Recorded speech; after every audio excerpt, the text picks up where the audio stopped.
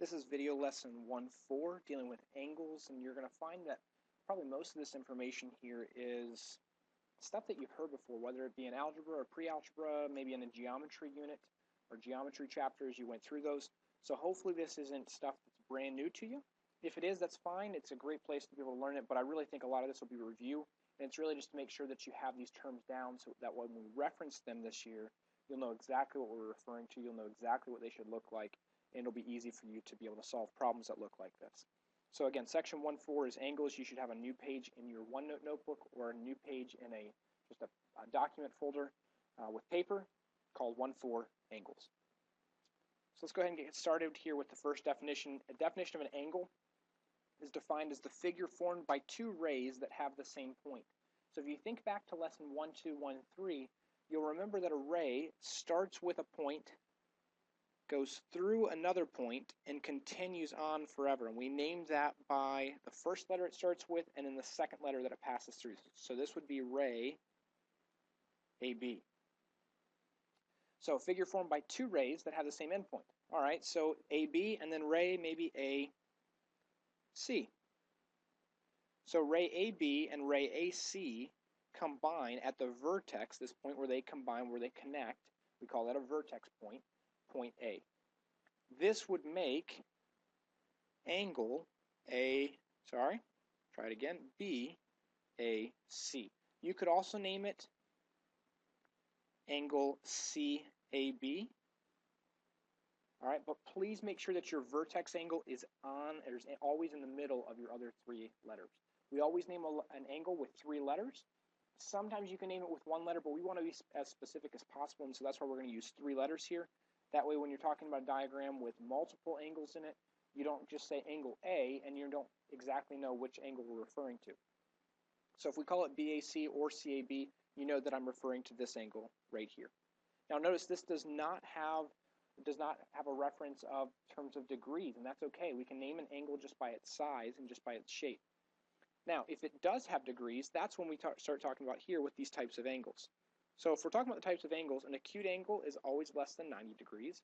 An obtuse angle is always greater than 90 degrees. A right angle is always equal to 90 degrees. And a straight angle is always equal to 180 degrees. Anything more than 180, we're not going to talk about in here. You'll see that we always refer back to anything from 180 down to all the way to 0. 0 is obviously not an angle because there's no degrees associated. So an acute is always from 1 to 89. Obtuse is 91 to 179. And then right is 90, straight is 180. Again, pause the video at any point as you're going through these. If you need to rewind, that's fine as well, but make sure that you have this information down so that you're able to reference it later. And like I said before, most of this stuff is probably a review for you, so if you can go through this a little bit quicker, that's fine as well. All right, so scroll down to this next part here. The first part you see here is called a segment addition postulate and a protractor postulate. All right, the segment addition postulate says if B is between A and C, then AB, and you'll see I corrected my notes here, AB plus BC should equal AC. Now, if I took and I drew in a segment from A to B, and then put this last letter as C, this statement says, by the segment addition postulate, we know that if B is between A and C, which you can see from this diagram right here, that the segment AB, this portion right here, plus the segment BC, this portion right here, should give you a total of AC.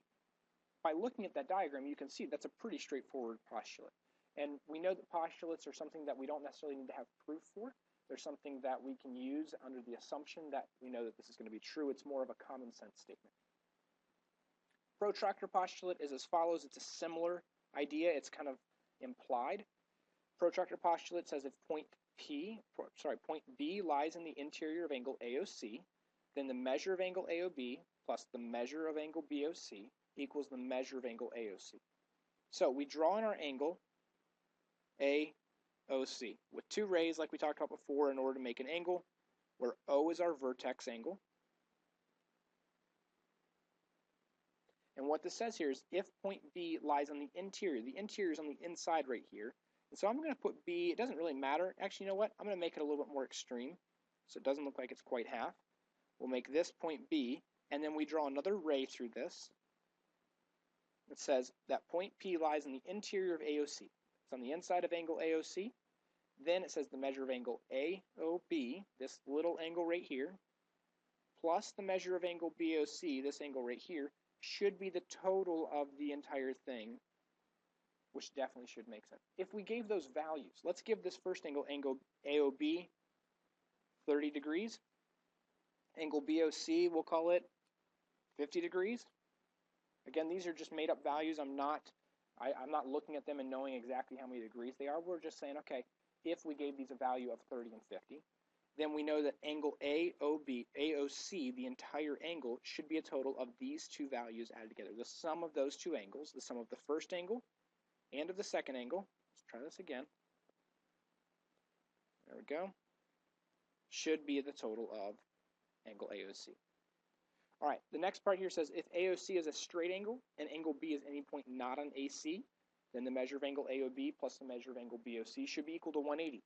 Now, let's take a look at what that means. If I draw out angle AOC as a straight angle, it means it's a straight line. A, O, and C. We know this is a straight line, therefore it should equal a total of 180 from here to here. And this says, okay, if B is any point not on AC, so it's not on this segment or on this line AC, it's anywhere not on it. So what I'm going to do is I'm going to put it above it. It doesn't really matter where you put it, so I'm going to just put it over here on the left-hand side. It says then, if I was to connect this from O, that's pretty bad, so let's try that again. Better. All right, if I connect this now, it's saying that the measure of angle AOB, this part here, plus the measure of angle BOC, this part here, should be a total of 180. And the reason we have that is because we originally started with 180 degrees, and then we broke it up into two smaller angles. The two small angles should still total to be that large angle of 180 degrees.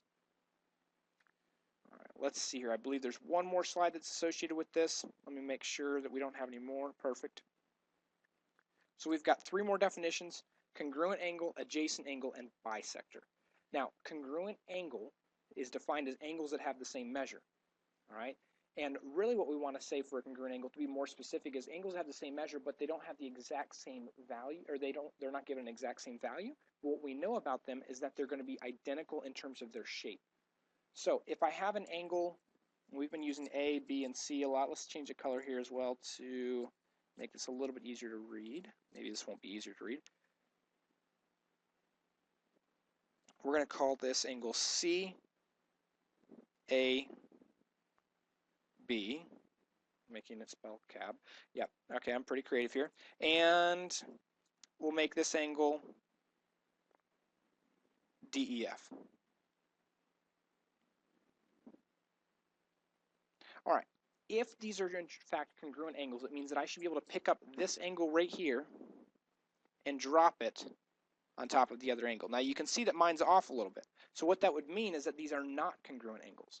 All right, if it matched up perfectly with the other one, you would in fact be able to say they're congruent angles. So congruent angles are not quite the same as equal angles. Although they happen to be the same thing, congruent has to do with the size and shape. Equality has to do with an actual value in terms of numbers. So if I told you both of those angles were 30 degrees, then you would know they're equal. If I tell you they're identical in size and shape, you'd be able to say they're congruent. Well, if you think about it, doesn't equality, because they're both 30 degrees, mean that they're going to be the same size and shape? And if they're the same size and shape, doesn't it also mean that they're going to be equal? So what we really have here is congruent and equality are really the same thing, but they're two different ways to describe it, and it's depending on how you approach it. Congruent, size and shape; equality, value in terms of numbers or degrees. All right, so an adjacent angle. Two angles in a plane that have a common vertex and a common side, but no common interior points. So I'm going to draw out another just simple diagram here. We'll use X, Y, Z, and W. Hopefully the red is a little bit easier to see here. Two angles in a plane. We know that this is a plane. It's a flat surface. We're talking about drawing on the computer here.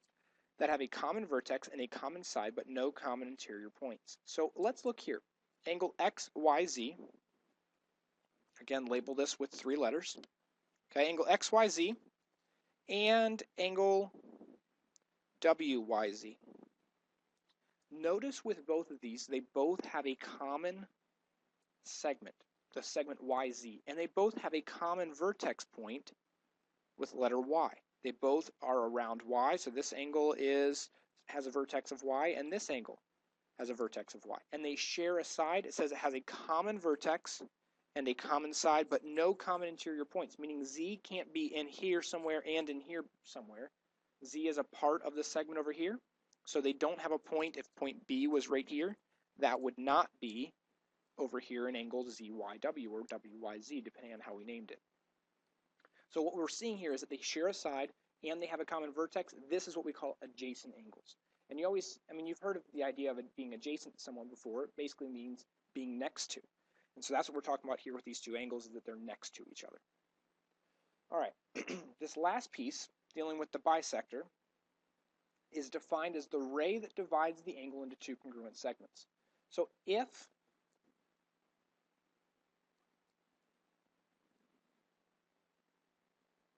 we're talking about an angle here, we'll put vertices L, M, and N, and it says it's a ray that divides an angle into 2 congruent segments. So we have a ray that comes out of here directly in the middle of these, and we'll call it ME for me.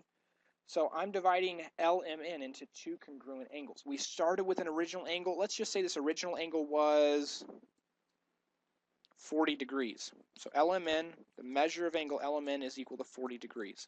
If I draw out ME as an angle bisector, so we're being specific as to what type of bisector this is, we're now taking and dividing this into now 2 congruent angles, both being 20 degrees each, a total of 40 by the angle addition postulate, or the protractor postulate, by putting those together. All right, so a bisector in this case is defined as a ray that divides an angle into 2 congruent segments. But couldn't we also have a bisector, excuse me, that takes a segment, and we'll say it's here, A, B, and divides it into 2 congruent pieces? We could divide an angle just the same way as we could divide a segment here. So what if the ray came like this through AB, we'll call it ME again. As long as AB was divided into 2 congruent pieces, we would also say that's now a bisector. In this case, it's called a segment bisector.